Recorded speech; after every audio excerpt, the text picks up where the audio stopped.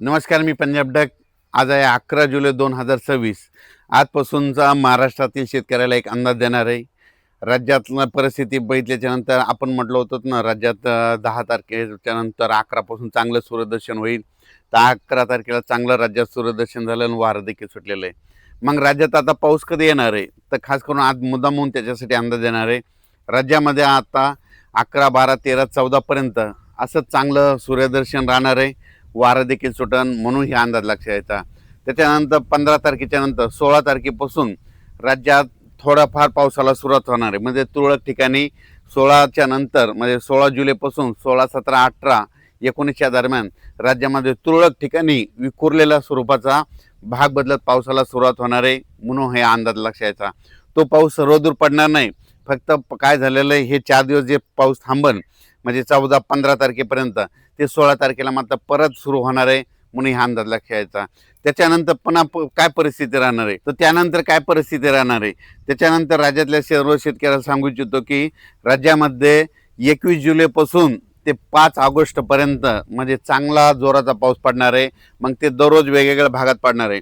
मग 21 जुलैच्या नंतर सगळ्यात जास्त जसं मुंबईला पाऊस पडला ना, आता मुंबई, पुणे, नाशिक, आता नंबर आहे विदर्भाचा. आता 14 जिल्ह्याचा नंबर आहे. मग तुम्हाला सांगू इच्छितो 21 जुलै ते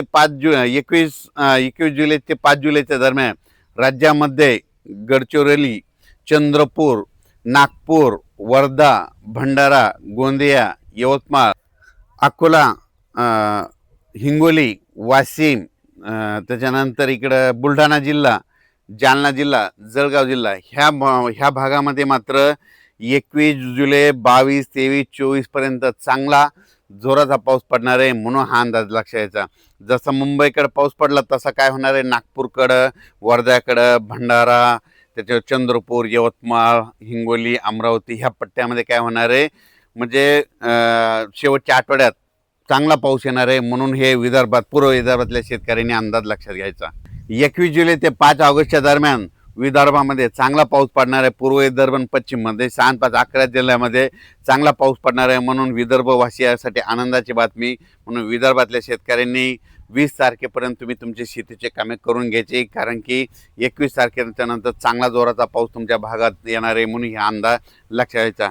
जसं मुंबईकडे पडला तसा आता विदर्भाचा नंबर आहे.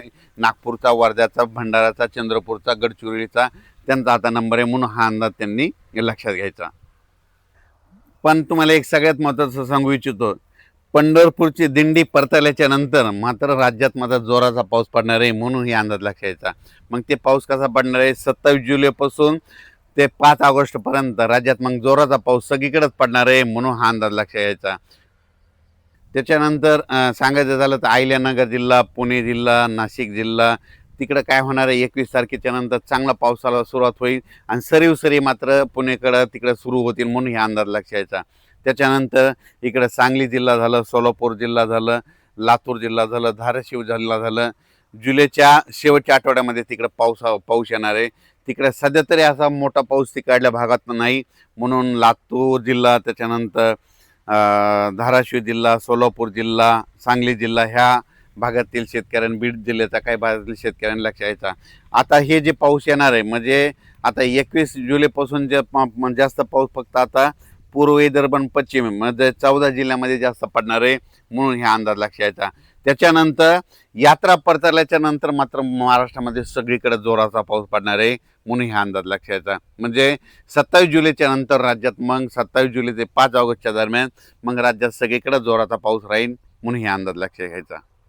तसेच काही जिल्ह्यामध्ये आणखीन अद्यापही काही भागात पाऊस झाला नाही. त्याच्यामध्ये नंदुरबार जिल्हा एक आहे, सोलापूर जिल्हा एक आहे, लातूर जिल्ह्याचा काही भाग आहे, धाराशिव जिल्ह्याचा भाग आहे, बीड जिल्ह्याचा काही भाग आहे, नांदेडचा काही भाग आहे, सांगलीचा काही भाग आहे. त्या भागात मात्र 21 जुलैपासून ते 5 जुलैच्या दरम्यान तिकडं देखील दररोज वेगवेगळ्या 21 जुलै ते 5 ऑगस्टच्या दरम्यान तिकडं देखील त्या भागात पाऊस पडेल आणि त्यांच्या देखील पेरण्या होणार आहेत म्हणून हा अंदाज लक्षात यायचा. नंदुरबार जिल्ह्यात देखील आता ह्या 15-16च्या दरम्यान म्हणजे 16-17च्या दरम्यान नंदुरबार जिल्ह्यात देखील पावसाला सुरुवात होणार आहे म्हणून ह्या नंदुरबार जिल्ह्यासाठी आनंदाची बातमी. राज्यात मात्र 15 जुलै, 16, 17, 18ला विखुरलेल्या स्वरूपात भाग बदलत पाऊस पडणार आहे. सर्वदूर पडणार नाही फक्त पाऊस सुरू होणार, एकदम असा बंद पडणार नाही म्हणून हे अंदाज खास करून मग अंदाज दिलेला आहे. कारण की प्रसारमाध्यमातून खंड असा शब्द वापरला. तुम्हाला सांगू इच्छितो एकदम खंड म्हणजे की सगळा पाऊस बंद असतो, तसं काही होणार नाही. 15, 16, 17, 18च्या दरम्यान राज्यात परत पाऊस थोडाफार सुरुवात होणार आहे. त्याच्यानंतर काय होणार, 21 जुलैपासून ते 5 ऑगस्टच्या दरम्यान राज्यात पुन्हा पाऊस चांगला सक्रिय होणार आहे. 2 चक्रीवादळ येणार आहेत. एक पहिलं चक्रीवादळ येईल, ते काय होईल, ते गडचिरोलीकडून पूर्व विदर्भातून लगेच असं पूर्व विदर्भाकडून पश्चिमी विदर्भात जाईल, पश्चिमी विदर्भाकडून उत्तर महाराष्ट्राकडे जाईल, उत्तर महाराष्ट्राकडून गुजरातकडे जाऊन धुमाकूळ घालेल. पण ते जात असताना काय होईल, महाराष्ट्रात मात्र पाऊस पडेल म्हणून हे लक्षात यायचं. काही भागात रिमझिम पडेल, काही ठिकाणी जोरात पडेल.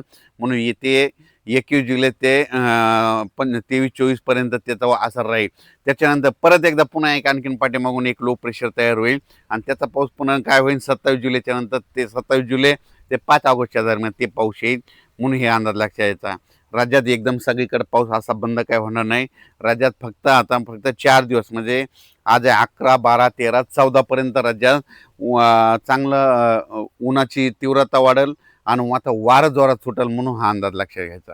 त्या भागात अद्यापही पाऊस झाला नाही. त्या भागात मात्र 21 जुलै ते 5 ऑगस्टच्या दरम्यान पाऊस पडेल आणि त्यांची देखील पेरण्या होतील म्हणून हा अंदाज शेतकऱ्यांनी लक्षात घ्यायचा. अचानक वातावरणात बदल झाला, परत एक मेसेज दिला जाईल. धन्यवाद.